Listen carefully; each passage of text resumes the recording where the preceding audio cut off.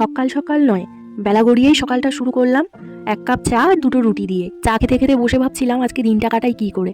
ঠান্ডাটাও তো লেগেছে ভালোই, বুঝতেই পারছো। আর তার মধ্যেই ইনি আবার তাল তুলেছেন যে দিদি কেক বানা। কী আর করার, অগত্যা বোনের দাবি রাখতেই হবে।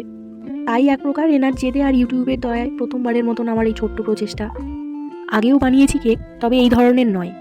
যাই হোক, এটাকে কি যেন বলে, ফ্রুট কেক না প্লাম কেক, অত বাপু জানি না।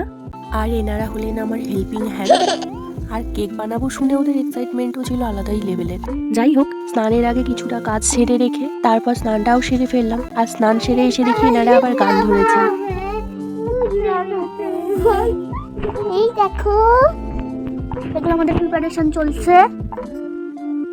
সবাইকে লেটেই জানাই মেরি ক্রিসমাস।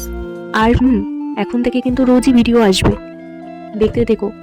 আর কেকটা তোমরাই দেখে বলো তো কেমন হয়েছে।